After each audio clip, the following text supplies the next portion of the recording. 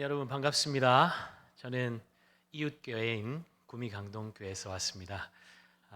올 때 우리 이웃에 있으니까 굉장히 또 편안하고 또 감사하고 기대하면서 함께 이 자리에 왔습니다. 오늘도 하나님 예배 가운데 풍성한 은혜로 우리의 심령을 채우시기를 예수님의 이름으로 축복합니다.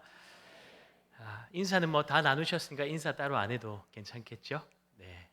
하셔야 됩니까? 네. 저희는 뭐 교회에서 이렇게 인사해요. 반갑습니다. 이렇게요. 그래서 고개도 막 끄덕여야 돼요. 예. 그러니까 뭐 우리가 사실 공동체가 참 이렇게 좋은데 공동체 안에서 기쁨을 누리지 못하는 분들이 간혹 있는 것 같아요. 예. 그래서 나는 혼자다. 그러고 또 그냥 교회 왔다 갔다 하고 뭐 그냥 그래 그렇게 계시는 분들 계신데 참 하나님이 복을 공동체 안에 특별하게 쏟아 부어 주시는 것 같습니다. 그래서 우리에게 믿음의 공동체가 있고 믿음의 지체들이 함께 있다는 것이 얼마나 큰 은혜이고 감사할 제목인지 모르겠습니다. 자, 그런 의미를 담아서 우리 옆에 믿음의 지체들 한번 인사해도 괜찮겠죠? 네, 큰 은혜 받으세요. 인사하겠습니다. 큰 은혜 받으세요. 네, 감사합니다. 오늘 이렇게 아름답고 또 은혜 가운데 은혜가 넘치는 인동교회 와서 말씀 전할 수 있도록 기회를 주신 하나님께 모든 감사와 영광을 올려드립니다. 김성길 목사님께서 제가 구미 강동교회 올 때 임시 당회장으로 귀하게 또 섬겨주시고 애를 많이 써주셔서 제 마음에 감사한 마음이 있습니다. 항상 생각하면 감사하고 지나가면 오고 싶고 그리고 저희 딸들이 처음에 이제 인동초등학교 와서 이렇게 적응을 잘 했는데 그때 참 감사했던 것은 이 초등학교 앞에 교회가 탁 버티고 있으니까 얼마나 기대가 되는지요. 여러분 기대하고 계시죠? 이 아이들이 장차 이 나라를 먹여 살릴 믿음의 세대가 될 것입니다. 그래서 저희는 이제 저는 부산에 있을 때 아이들이 학교 기도 모임을 했었습니다. 그래서 저희 아이들한테 사실 제가 빨리 시작해라 하고 싶었는데 차마 그렇게 하지는 못하고 그냥 기다렸어요. 네, 아이들이 근데 기본적으로 학교 기도 모임을 자기들이 오면 바로 시작해야 되는 것은 인지는 하고 있고 마음의 부담은 가지고 있는데 바로 시작을 안 했어요. 그래서 한 2주 정도 됐나요? 그래서 내가 하면 좋겠다 그랬더니 하면 해야 되는 것 알고 있어. 그렇게 하더니 조금 지나고 할게요 그러더라고요. 왜냐하면 자기들도 적응을 해야 되니까.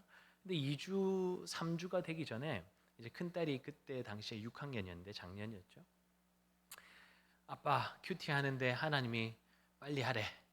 그래가지고 이 아이들이 6명이 시작을 했어요. 저희 딸 둘하고 친구들 몇 명하고 5명인가 6명 시작했는데 지금 이제 인동초에서 거의 한 20명 가까이 이제 그 피아노 학원에서 모여서 기도하고 있습니다. 그래서 저희 교회만 하는 게 아니고 모든 교회 아이들이 함께 하기를 원하는 마음으로 저희가 부모님들이 돌아가면서 간식을 섬기고 있거든요. 일주일에 한 번씩. 근데 그것도 저희가 구미 강동교에 쓰지 않았어요. 왜냐하면 이 학교 기도 모임은 우리 교회 거 아니고 모든 교회들이 함께 아이들이 동참해서 학교의 선교사로 간다. 그 비전을 가지고 그렇게 시작했는데 지금 12개 학교에서 기도 모임이 일어나고 있습니다. 남의 일이니까 별로 안 놀랍죠. 그래서 함께 제가 이 이야기 그냥 즉석에서 말씀드리는 거예요. 준비하지도 않았고 원래 바로 말씀 전하고 이렇게 하려고 했는데 함께 하는 것이 하나님 나라에서 함께 연합하는 것은 너무너무 중요한 것 같아요. 그래서 사실은 이웃교회에 있지만 목사님이 저를 초청해 주시니까 저와 같은 자도 이렇게 나와서 말씀 전할 수 있습니다. 제가 뭐 아무 보잘것없는 사람인데 이렇게 초청해 주시니까 말씀 나눌 수 있고 또 하나님이 하신 일들을 나눌 수 있는데 함께 여러분들 기도해 주시고 동참해 주시고 이 아이들이 일주일에 한 번 기도하는 것 별것 아닌 것 같지만 하나님께서 놀랍게 일하십니다.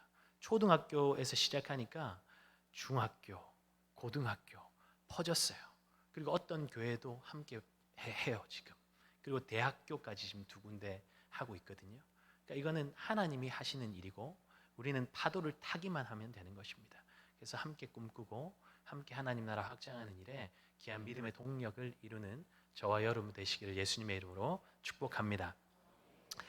자, 오늘 말씀은 언약궤를 자신의 소유처럼 대하다가 즉사한 베레스 우사 사건이 있은 지 3개월이 지난 후의 일입니다. 다윗은 오벳 에돔의 집에 모셨던 언약궤를 다시 다윗 성으로 옮겨오고 있습니다. 이제 다윗은 이전과는 전혀 다른 자세로 언약궤를 대하는 것을 우리는 말씀을 통해서 볼 수 있습니다. 오늘 본문 13절에서 15절 말씀 한번 볼까요? 여호와의 궤를 맨 사람들이 6걸음을 가매 다윗이 소와 살찐 송아지로 제사를 드리고 다윗이 여호와 앞에서 힘을 다하여 춤을 추는데 그때 다윗이 배 에봇을 입었더라. 다윗과 온 이스라엘 족속이 즐거이 환호하며 나팔을 불고 여호와의 궤를 메어 오니라. 다윗이 무엇이 달라졌습니까? 다윗의 목적이 완전히 달라졌습니다. 다윗은 더 이상 언약궤를 예루살렘에 옮겨 놓는 것 자체를 목적 삼고 있지 않습니다. 하나님의 영광을 도구화하려던 다윗은 인간의 욕망을 꺾으신 베레스 우사 사건을 통해서 자신의 영광을 그 누구에게도 빼앗기지 않으시는 하나님을 경험하게 됩니다. 그리고 이제 다윗은 진정으로 하나님을 두려워하게 되죠. 9절 말씀입니다. 다윗이 그날에 여호와를 두려워하여 이르되 여호와의 궤가 어찌 내게로 오리오 하고. 우사뿐만 아니라 다윗도 하나님의 임재에 대한 온전한 경외심이 없었습니다. 그러니 그에 합당하게 반응을 할 수 없었던 것이죠. 하나님을 존중히 여기지 않았습니다. 하나님의 영광, 하나님의 임재를 기대하고 사모하는 것은 너무나 중요하지만 간과하지 말아야 할 것은 우리가 하나님의 영광의 임재 앞에 설 때에 우리의 더럽고 추악한 죄 또한 낱낱이 드러나게 된다는 사실입니다. 그러니 어찌 마냥 즐거워하고 기뻐할 수가 있겠습니까? 결코 가볍게 대할 수 없는 것이죠. 성전에서 하나님의 임재 앞에 선 이사야의 반응이 어땠습니까? 화로다 나여 망하게 되었도다. 그것이 이사야의 반응이었습니다. 우리를 사랑하시는 하나님의 사랑은 변함이 없으시지만 우리 안에 있는 죄를 보시는 하나님의 진노 또한 변함이 없다는 것을 우리는 너무나 자주 잊어버립니다. 죄를 향한 하나님의 진노가 맹렬하게 쏟아 부어진 곳이 바로 십자가 아닙니까? 그러므로 하나님의 영광을 갈망할 때 우리 안에 여전히 자리 잡고 있는 죄악으로 인해서 우리는 주님 앞에 설 때 두려워해야 하고 놀라야 하고 가슴 아파해야 합니다. 화로다 나여 망하게 되었도다. 주님 어찌합니까? 주님이 불쌍히 여겨 주십시오. 긍휼을 베풀어 주시옵소서. 이런 마음으로 주님의 영광을 구하며 나갈 때에 사죄의 은총을 베푸시고 더러운 죄를 눈과 같이 희게 하시는 주님의 사랑과 자비, 압도하시는 하나님의 영광이 우리의 영혼을 자유케 하시고 만족시키시는 은혜를 경험하게 되는 줄 믿습니다. 하나님은 나를 존중히 여기는 자를 내가 존중히 여기겠다고 분명하게 말씀하셨습니다. 하나님을 향한 존중과 두려움, 경외함이 회복되니 다윗의 삶의 이전과 비교할 수 없는 자유와 기쁨이 넘쳐나고 있습니다. 다윗은 더욱더 힘을 다해서 춤을 추며 하나님을 기뻐하고 있습니다. 하나님을 향한 진정한 예배가 드려지고 있는 것입니다. 하나님을 하나님답게 대하고 있는 것이죠. 다윗은 하나님의 명령에 따라서 법궤를 어깨에 짊어지게 합니다. 그리고 6걸음을 뗄 때마다 멈추어 서서 소와 살찐 송아지를 잡아서 하나님 앞에 제사를 올려드립니다. 오벳 에돔의 집에서 예루살렘까지 16km의 거리입니다. 성인 한 걸음이 75cm 정도라면 도대체 몇 번의 제사를 드렸다는 것입니까? 시간은 또 얼마나 많이 걸렸을까요? 제물로 드린 가축은 또 얼마입니까? 효율성과 가치를 따진다면 너무나 큰 낭비 아닙니까? 그런데 여러분, 우리 하나님은 어떤 분이십니까? 비효율의 극치시죠. 비상식의 극치를 달리는 분 아닙니까? 우리를 위해서 아들의 생명까지 다 쏟아 부으신 분이 바로 우리 아버지 하나님이십니다. 이런 낭비가 도대체 어디 있다는 말입니까? 그런데 원래 그것이 자녀를 대하는 부모의 심정 아닙니까? 부모는 아이의 잠재력을 보고 투자하지 않죠. 자녀이기 때문에, 사랑하기 때문에 무작정 다 쏟아붓는 것입니다. 내가 지금 예배드리고 있는 분이 어떤 분이신지 아는데 뭘 이것 재고 저것 재고 하겠습니까? 사랑하는데 내가 이것 주면 상대방은 나에게 이 정도 주겠지, 그런 것 따지고 있다면 그건 사랑이라고 말할 수 없는 것이죠. 받기 원하는 만큼, 크기만큼의 정성을 쏟아붓는 것, 그것이 바로 종교입니다. 6걸음의 숫자 6은 인간의 수입니다. 불완전수죠. 다윗이 6걸음마다 멈추어 서서 하나님 앞에 제사 드리는 것은 어찌 보면 고생을 사서 한다는 느낌이 들 정도의 지극한 정성을 보이고 있습니다. 여러분, 다윗이 이렇게 하는 이유가 무엇일까요? 하나님을 감동시키기 위한 퍼포먼스입니까? 그렇지 않죠. 6걸음의 예배는 하나님을 대하는 다윗의 결연한 의지를 보여줍니다. 다시는 내 욕망을 위해서 하나님을 이용해 먹지 않겠습니다. 다시는 하나님의 영광을 도둑질하는 어처구니 없는 죄를 짓지 않겠다는 결연한 마음의 태도이며 생명을 담은 고백으로 지금 다윗은 6걸음의 예배를 하나님 앞에 올려드리고 있는 것입니다. 6걸음을 걷고 멈추어 서서 주님 앞에 예배드리고 6걸음을 걷고 멈추어 서서 예배드리고, 그러면서 다윗이 무엇을 생각했을까요? 주님을 향한 자신의 동기를, 마음의 동기를 점검하고 혹시 다른 생각이 끼어들었다면 주님 앞에 회개하고 인간적인 생각들을 내려놓고 오직 주님 한 분께만 시선을 고정시키고 그렇게 주님께만 집중하며 나아가는 것이죠. 사랑하는 여러분, 이것이 6일을 살아가는 우리의 삶에 회복되어야 할 자세 아니겠습니까? 우리 삶에 주일이 빠지면 우리의 인생은 절대로 바로 세워질 수 없습니다. 우리 인생을 채우려고 6일 동안 죽을 힘을 다해 달려도 주님 주시는 안식이 없으면 다 헛된 것 아닙니까? 건강도 상해가면서 자녀를 위해서, 가정을 위해서 열심히 달려왔는데 어느 날 돌아보니 주변에 아무도 없어요. 혼자인 것 같은 외로움과 고독이 밀려옵니다. 뭘 해도 채워지지 않는 거예요. 내가 무엇을 위해서 이렇게 뒤도 돌아보지 않고 달려왔던가? 후회하고 후회해도 돌아갈 수 없는 시간들. 우리의 인생에 주님 빠지면 결국 헛되고 헛되며 헛되고 헛되니 모든 것이 헛되도다, 이런 고백밖에 남을 것이 없는 것입니다. 세상 속에서 우리에게 맡겨주신 하루하루를 살 때에 주님과 함께 살아야 합니다. 다 아는 사실이죠. 그런데 우리는 연약해서 주님 놓칠 때가 너무나 많습니다. 주님 섬긴다고 말하지만 내 필요를 위해서 주님을 도구화할 때가 얼마나 많습니까? 그렇게 6일을 달리다가 주님의 날에 우리가 무엇을 해야 하는 것입니까? 모든 바쁘고 분주한 것들 내려놓고 멈추어 서서 주님 앞으로 나아가야 하는 것이죠. 나는 무엇을 위해 살고 있는지, 무엇을 위해 달려가고 있는지, 주님은 나에게 어떠한 존재이고 나는 주님께 어떠한 존재인지, 여러분, 그것이 분명해질 때 우리를 짓누르고 있던 것들에서 자유함을 경험할 수 있습니다. 안식은 그냥 임하는 것이 아닙니다. 주님 앞으로 나아갈 때, 그분 안에서 나의 삶의 이유와 목적을 발견할 때 참된 안식이 우리의 삶에 임하는 것입니다. 아무리 어렵고 힘든 삶을 살고 있다고 할지라도 나를 향한, 우리 가정을 향한, 자녀들을 향한 하나님의 계획이 들려지고 나를 향한 하나님의 사랑의 숨결이 느껴질 때, 내가 너를 사랑한다, 넌 나에게 너무나 귀하다 고백하시는 주님의 사랑 고백이 들려질 때, 내 사랑하는 아들아, 내 사랑하는 딸아, 내가 너와 함께하니 넌 할 수 있단다, 그렇게 나를 향한 주님의 응원 소리가 들려질 때 세상은 감히 상상도 할 수 없는 참된 평안이 성난 파도처럼 요동치는 내 마음을 잔잔하게 만드는 것 아니겠습니까? 6걸음을 걷고 멈추는 그 시간은 여호와 하나님께 온 마음과 온 생각과 온 시선을 집중하기 위한 시간입니다.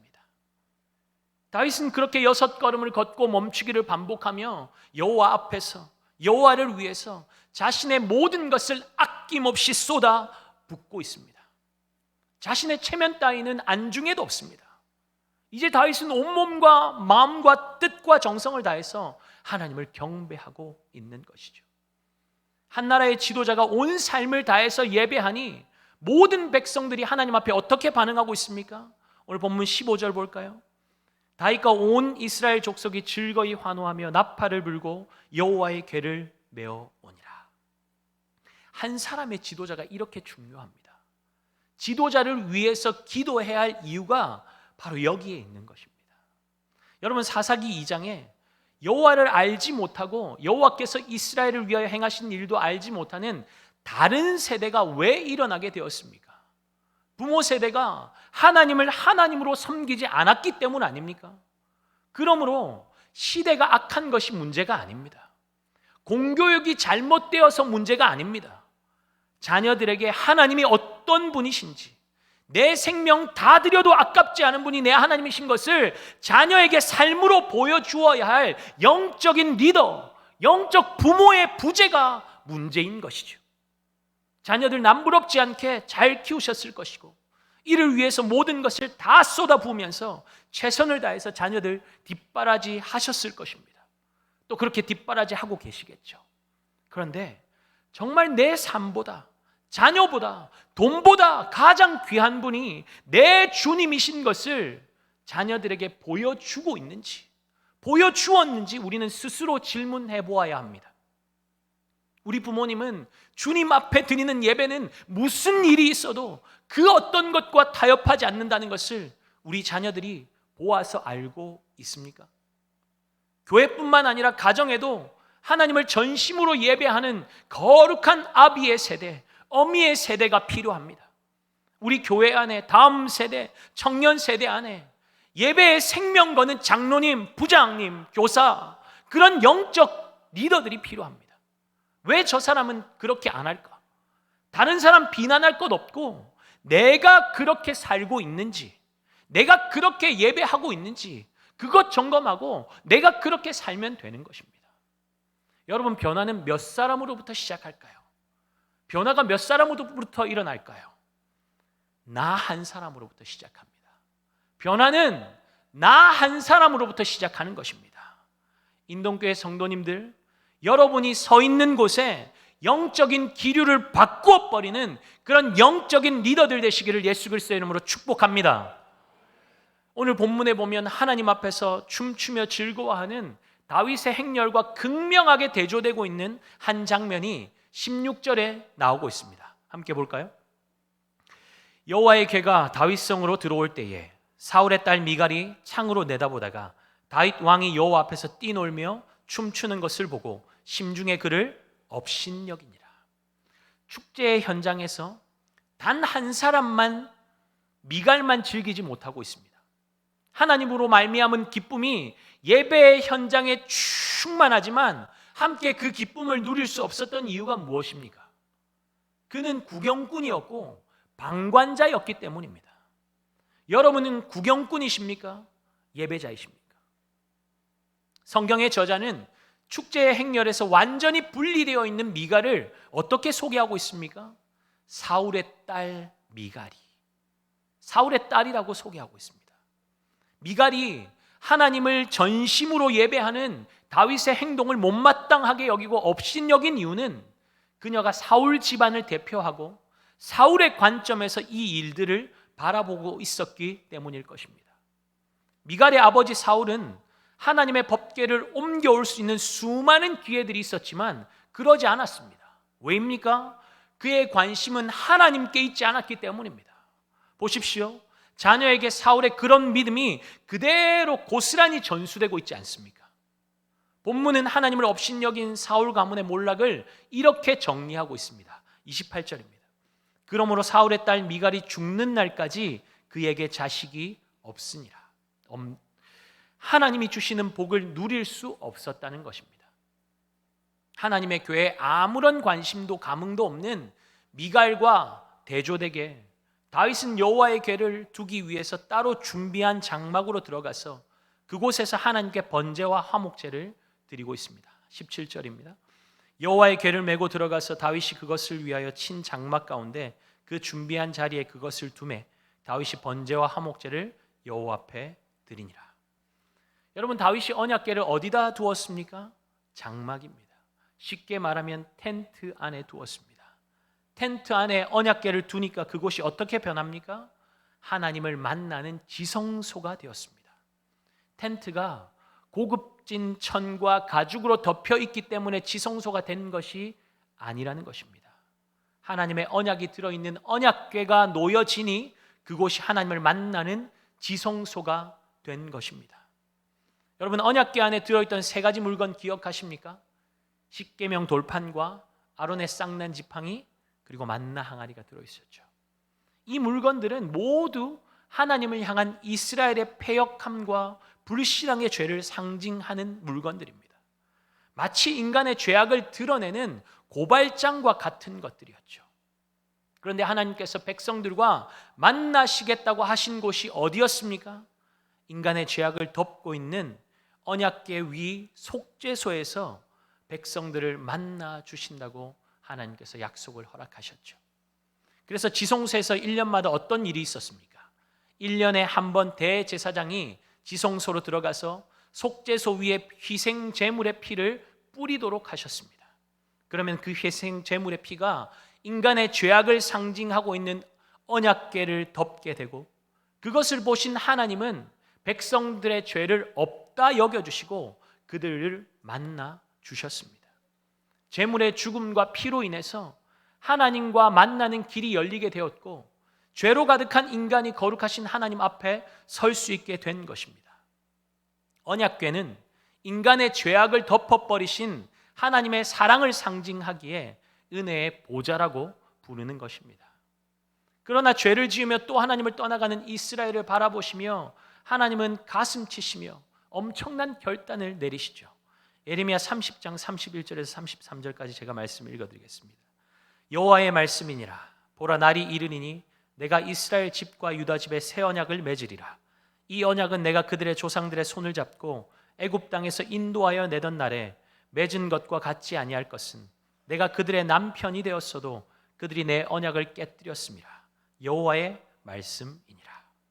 그러나 그날 후에 내가 이스라엘 집과 맺을 언약은 이러하니 곧 내가 나의 법을 그들의 속에 두며 그들의 마음에 기록하여 나는 그들의 하나님이 되고 그들은 내 백성이 될 것이라. 여호와의 말씀이니라. 하나님과 결혼 언약을 맺은 신부 이스라엘이 계속 우상 숭배하며 하나님을 떠나가니까 하나님이 어떻게 하시겠다고 말씀하십니까? 하나님과 이스라엘 간에 맺은 결혼 언약이 깨어지지 않도록 새 언약을 세우시고 그들이 항상 그 언약을 기억할 수 있도록 결혼 언약을 아예 마음판에 새겨버리시겠다는 것입니다. 돌판이 아니라 마음판이에요. 어디에 언약의 돌판이 담겨 있었습니까? 언약궤 아니었습니다. 그렇다면 하나님의 언약 문서가 우리의 마음판에 기록되었다면 이제 그 언약 문서를 담고 있는 우리는 무엇이 되는 것입니까? 언약궤가 되는 것이죠. 우리 한 사람 한 사람이 하나님의 언약을 담고 있는 언약궤가 된 것입니다. 하나님께서 우리를 언약궤 삼으시고 은혜의 보좌를 만들어 우리 안에 영원토록 거하기 위해서 단회적으로 죄를 사하는 가축의 피 대신에 아들 예수 그리스도의 피를 죄악으로 가득한 우리 위에 뿌려 덮어버리셨습니다. 여러분, 언약궤가 귀한 이유가 무엇일까요? 나무 상자가 금으로 쌓여져 있어서 귀한 것이 되겠습니까? 그렇지 않습니다. 언약궤 위에 앉으시는 하나님의 임재 때문에 언약궤는 귀중한 가치가 있는 것입니다. 언약궤 안에 있던 세 가지 물건들은 인간의 죄악을 상징하지만 사실 그것들은 우리를 사랑하셔서 우리와 영원토록 함께하기 원하시는 절절한 하나님의 사랑의 증표였습니다. 우리가 왜 귀하고 가치 있는 존재입니까? 온 세상을 말씀으로 창조하신 전능하신 하나님께서 우리 안에 계시기 때문입니다. 눈에 보이고 손에 잡히는 화려해 보이는 세상의 것들이 우리를 조금도 가치 있게 만들지 못합니다. 명품 옷 입지 않아도, 대단한 학벌 없어도, 탁월한 은사와 재능이 없어도 우리가 세상과 비교할 수 없는 가치를 가진 귀한 존재가 되는 이유가 무엇입니까? 우리 안에 보배 되신 예수 그리스도를 담고 있기 때문에 우리는 세상 어떤 것과도 비교할 수 없는 엄청난 가치를 지닌 존재가 된 것입니다. 예수 그리스도의 피로 거룩하고 깨끗하게 된 우리는 하나님의 임재가 머무는 언약궤가 되었습니다. 언약궤가 놓여지는 곳이 하나님을 만나는 지성소가 되었던 것처럼 이제 하나님의 임재가 머무는 언약궤가 된 우리 한 사람 한 사람이 밟는 곳에 어떠한 일이 일어난다는 것입니까? 언약궤가 된 우리가 밟는 곳은 하나님을 만나는 지성소가 된다는 것입니다. 그렇다면 우리가 하는 모든 생각들, 우리가 하는 모든 일들은 어디서 이루어지고 있다는 것입니까? 하나님 앞에서. 하나님 앞에서. 여러분이 가정으로 가면 그곳에 하나님께서 함께 가시고, 여러분이 머무는 방과 거실, 부엌에, 여러분이 가는 곳마다 여호와의 임재가 머무는 지성소가 되는 것입니다. 신약으로 말하면 그곳에 하나님 나라가 임하는 것입니다. 여러분, 청소하고 밥하고 빨래하고 허드렛 일 하는 것이 예배가 될 수 있습니까? 친구와 산책하는 것이, 사람들과의 교제가 예배가 될 수 있습니까? 그러한 것들이 어떻게 예배가 될 수 있습니까? 우리가 내 안에 계신 하나님, 나와 함께 하시는 하나님을 인정하고 하나님 앞에서 모든 일을 하고 있다면 그것이 무엇이 되었든 예배가 되는 것입니다. 그러니까 여러분, 성과 속이 분리된 게 아니에요. 교회에서 하면 성스럽고 세상으로 나가면 더럽고 속된 것이 아니에요. 하나님의 백성이 가져야 될 생각은 무엇이냐면 우리 안에 하나님의 임재가 있고 우리가 가는 곳이 하나님 나라가 임한다, 그 믿음으로 나아가면 교회가 교회된 사명을 감당할 수 있는 것입니다. 교회는 교회 안에서만 역할을 감당하는 것이 아니고 세상 속으로 들어가서 하나님 나라를 확장해야 될 사명이 교회에게 주어진 것입니다. 사랑하는 여러분, 여러분의 6일, 여러분의 하루 일과는 어떻습니까? 아무도 없고 모두 잠든 깊은 밤, 여러분의 방 안에서는 어떤 일들이 일어나고 있습니까? 여러분의 눈과 귀, 여러분의 생각을 무엇으로 채우고 계십니까? 가진 것으로, 보이는 것으로, 세상의 가치로 판단하는 세상 속에서 조금만 뒤처지고 모자란 것 같으면 여러분의 자존감이 롤러코스터를 타고 있지는 않습니까? 올라갔다가 내려갔다가, 사람들과 관계가 조금만 어려워져도 마치 모두에게 버림받은 것처럼, 세상에 홀로 남겨진 아이처럼 두려워하고 있지는 않습니까? 사람들과의 관계가 어려워질까 봐 예수 믿는 티도 못 내고 잘못된 것 알면서도 세상 따라가는 일은 없습니까? 예배 드려야 하나님 도움 받을 수 있으니까 예배 드리고 있는 것은 아닙니까? 혹시 미갈처럼 예배의 자리, 축제의 자리에서 전심으로 하나님께 예배 드리는 사람들 구경하고 판단하는 자리에 서 있지는 않습니까? 사랑하는 여러분, 한 번의 예배가 여러분의 인생을, 우리 자녀들의 인생을 바꿀 수 있습니다. 여러분의 외로움을, 공허한 마음을, 상처를 회복시키시고 채우시고도 남는 은혜가 이 예배의 자리에서 일어날 수 있습니다. 왜입니까? 우리를 창조하시고 우리를 향한 크고 놀라운 계획을 가지고 계신 하나님을 만나는 자리가 바로 예배의 자리이기 때문입니다. 전능하신 하나님께서 우리와 함께 하십니다. 죄와 죽음과 마귀의 권세를 이기신 생명의 주님께서 우리 안에 계십니다. 여러분, 무엇을 두려워하고 있습니까? 무엇 때문에 주눅들고, 무엇 때문에 답답해하고, 무엇 때문에 우울해하고 있습니까? 온 세상의 주인이신 하나님께서 우리의 삶을 은혜의 보좌 삼으시고 그 위에 앉아 계십니다. 여러분이 바로 언약궤입니다. 언약궤가 놓이는 곳이 지성도가 된다면 여러분이 가는 곳은 하나님을 만나는 지성소가 되는 것입니다.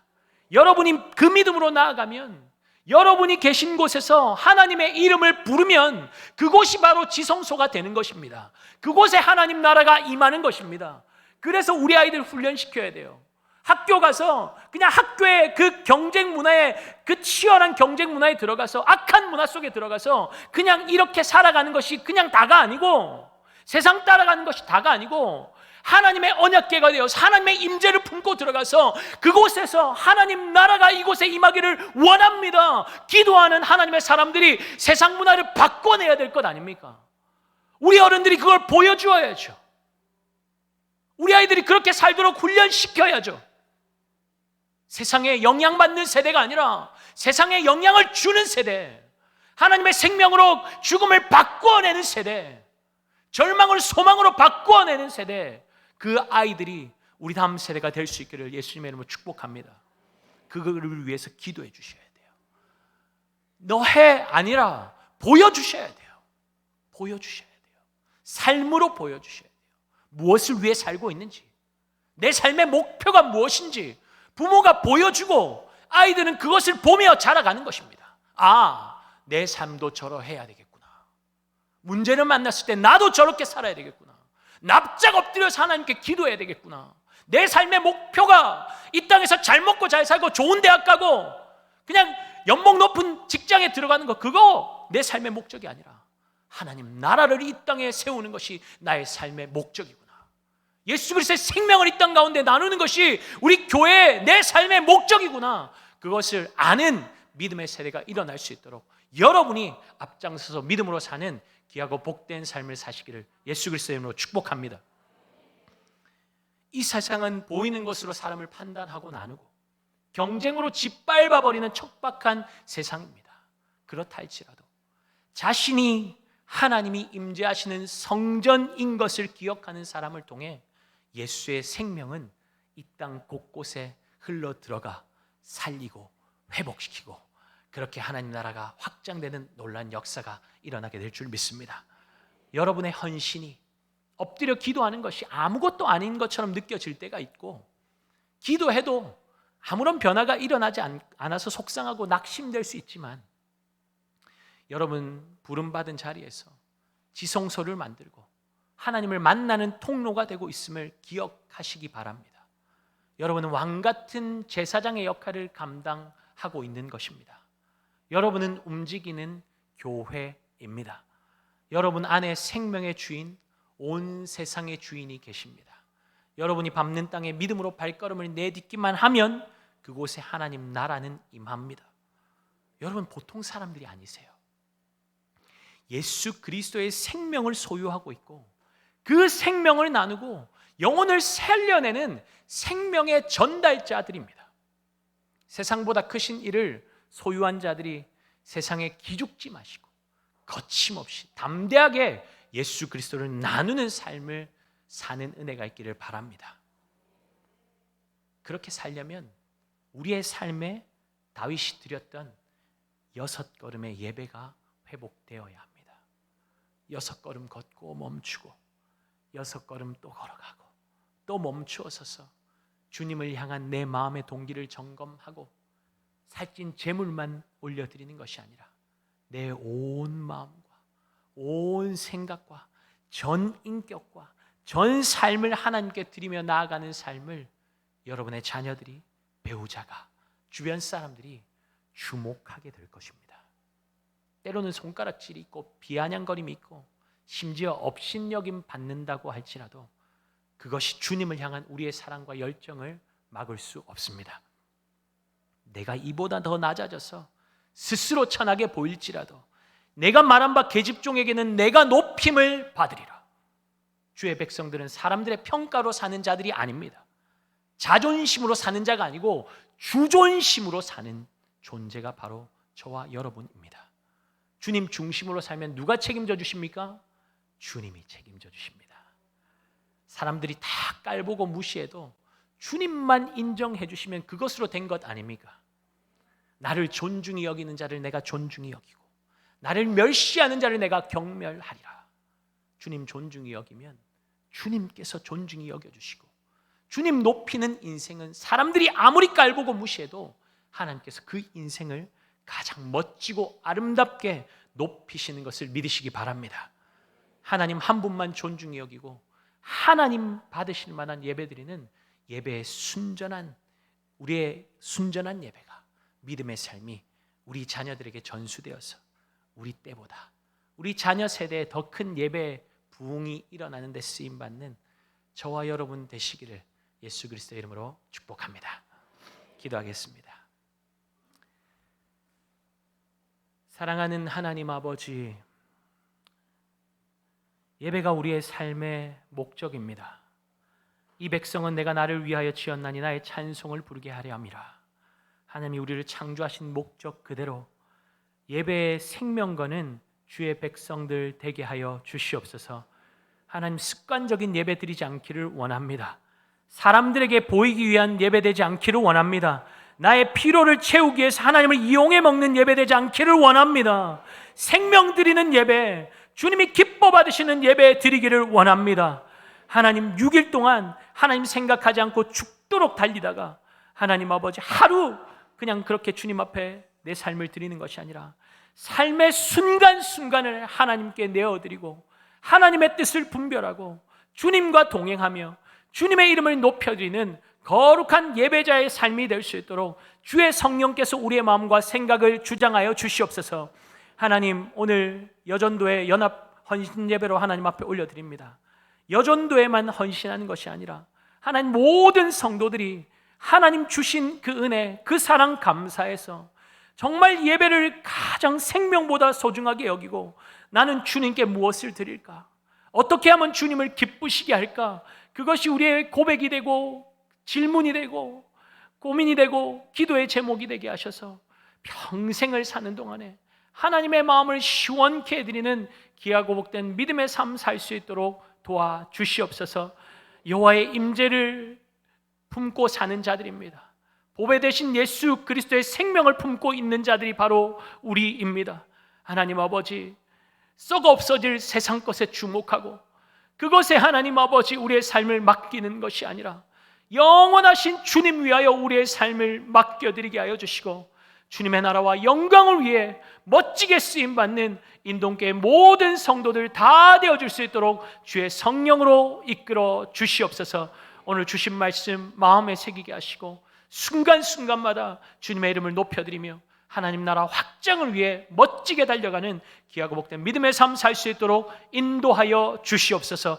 우리와 늘 함께 하시는 하나님께 모든 감사와 찬양과 영광을 올려드리옵고 살아계신 우리 구주 예수 그리스도의 이름으로 기도드렸습니다. 아멘.